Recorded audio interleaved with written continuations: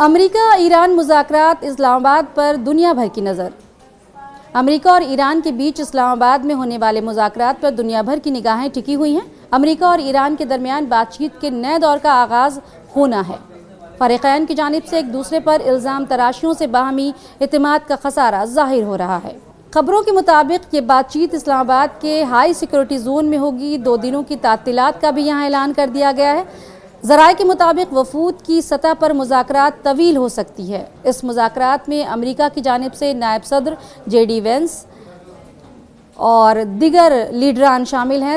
ان کے ساتھ امریکی صدر ڈونلڈ ٹرمپ کے داماد بھی اس مذاکرات میں شرکت کریں گے، جبکہ ایران کی جانب سے پارلیمان کے اسپیکر محمد باقر غالیباف اور وزیر خارجہ عباس عراقچی کی شرکت وفد کے طور پر متوقع ہے۔ تاحال یہ واضح نہیں ہے کہ ایران کا جو وفد ہے وہ اس میں پاسدار انقلاب کا نمائندہ بھی ہوگا یا نہیں۔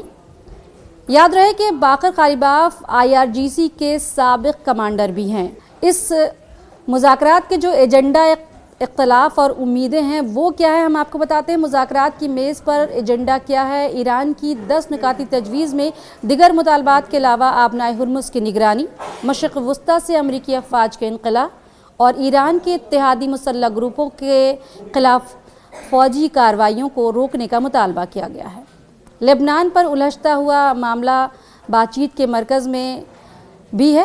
لبنان کا معاملہ یہ ہے کہ ایران چاہتا ہے کہ لبنان کے معاملے پر بھی جنگ بندی ہو۔ میڈیا رپورٹس کے مطابق سیز فائر سے لبنان کو الگ رکھنے کی بات کرنے والے اسرائیل کے وزیر اعظم نتنیاہو نے لبنان سے بات کرنے کا اشارہ بھی دیا ہے۔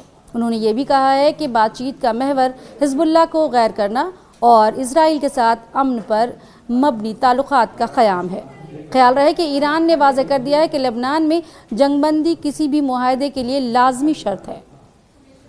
ان اختلاف کے پیش نظر اسلام آباد مذاکرات پر دنیا بھر کی نگاہیں ٹکی ہیں۔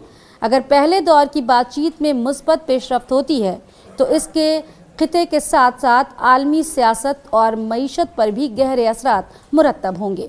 امریکی صدر ڈونلڈ ٹرمپ نے ان نکات کو مذاکرات کے لیے قابل عمل بنیاد فراہم کرنے والا بتایا ہے۔ تاہم فریقین کے موقف میں مماثلت کم ہونے کے باعث مذاکرات میں رکاوٹیں درپیش ہو سکتی ہیں۔ میڈیا رپورٹس کے مطابق ایران اپنے جوہری پروگرام کے تحت یورینیم افزودگی کا حق برقرار رکھنا چاہتا ہے، جسے امریکہ مسترد کر چکا ہے اور اسے ناقابل مذاکرات قرار دیتا ہے۔ آبنائے ہرمز کا معاملہ بھی انتہائی اہم ہے۔ ایران نے اندیا دیا ہے کہ کسی مستقل معاہدے کی صورت میں وہ اس گزرگاہ سے گزرنے والے جہازوں پر فیس عائد کر سکتا ہے۔ حالانکہ ایسی خبریں بھی گردش کر رہی ہیں کہ ایرانی وفد پاکستان نہیں جائے گا اور مذاکرات کی میز پر اس وقت تک نہیں پہنچے گا جب تک ایران کے جو تحفظات ہیں وہ ختم نہیں ہو جاتے، کیونکہ ایران آبنائے ہرمز اور ایران کی فضائی حدود کی خلاف ورزی اور دیگر اہم نکات پر پہلے امریکہ سے رضامندی چاہتا ہے، پھر وہ ٹاک ٹیبل پر پہنچنا چاہتا ہے۔